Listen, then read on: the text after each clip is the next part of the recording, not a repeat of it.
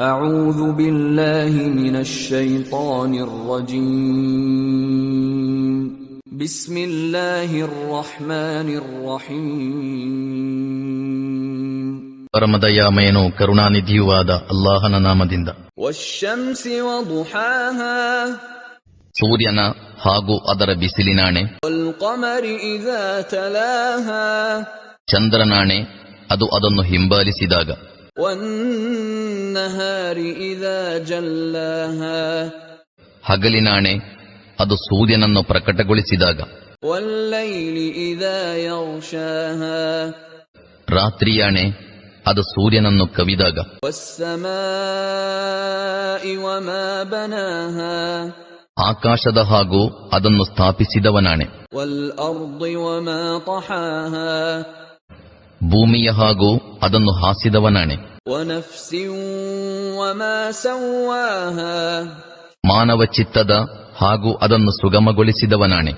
فألهمها فجورها وتقواها ಆ ಬಳಿಕ ಅವನು ಅದರ ದುಷ್ಟತೆಯನ್ನು ಅದರ ಸಾತ್ವಿಕತೆಯನ್ನು ಅದಕ್ಕೆ ಪ್ರೇರೇಪಿಸಿದನು.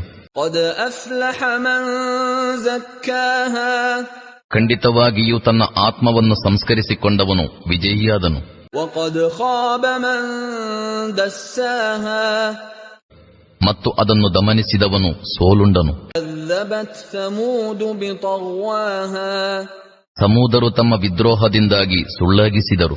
إذ انبعث أشقاها ಆ ಜನಾಂಗದ ಅತ್ಯಂತ ದುಷ್ಟ ವ್ಯಕ್ತಿಯು ಕೆರಳಿ ಎದ್ದಾಗ.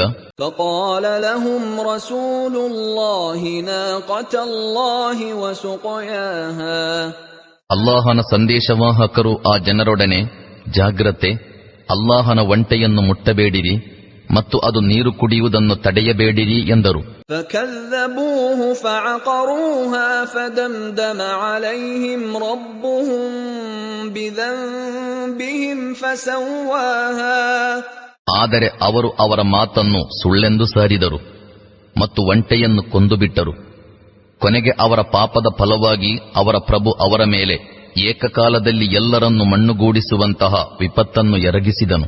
ولا يخاف عقباها ಮತ್ತು ಅವನಿಗೆ ತನ್ನ ಈ ಕೃತ್ಯದ ಯಾವುದೇ ದುಷ್ಪರಿಣಾಮದ ಭಯವಿಲ್ಲ.